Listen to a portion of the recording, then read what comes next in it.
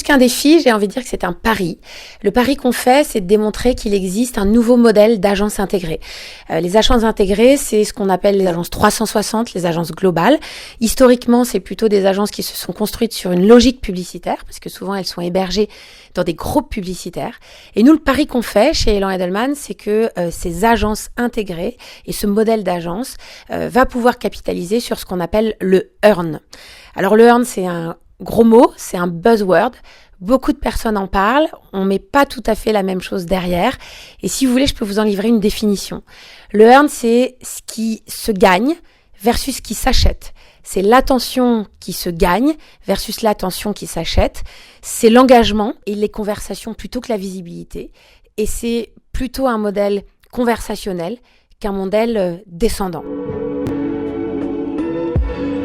Alors le earn, effectivement, je vous disais qu'on en parle de plus en plus, c'est un mot dont on s'empare, donc la question c'est pourquoi ça marche et pourquoi on en parle plus. En tout cas, nos clients sont très sensibles aux logiques qui créent de l'engagement, qui permettent de gagner la bataille de l'attention. La deuxième chose, c'est que les consommateurs veulent de plus en plus acheter des marques engagées, des entreprises qui font du bien à la société.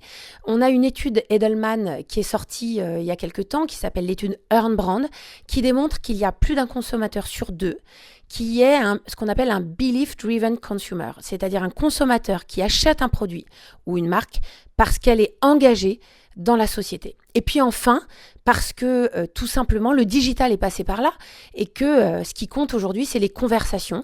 Et je pense, et nous pensons chez Elan Edelman, que la logique publicitaire ne permet pas d'adresser complètement cette logique conversationnelle que le digital permet aujourd'hui. Donc c'est pour ça que ça marche le earn. On prend le cap clairement de la création. On a intégré à l'agence beaucoup de créatifs. On produit des campagnes diverses et variées sur le digital, notamment. On n'ira pas jusqu'à la création d'un spot publicitaire pour TF1 ou M6.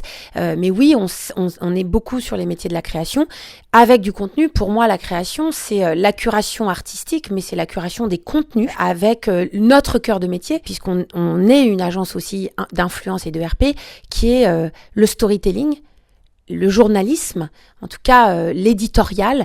Et ça, effectivement, ce à quoi on croit, c'est que les marques deviennent des médias et qu'elles doivent avoir leur propre équipe de rédaction, leur propre ligne éditoriale et leur charte sémantique. Donc c'est aussi la vague du contenu.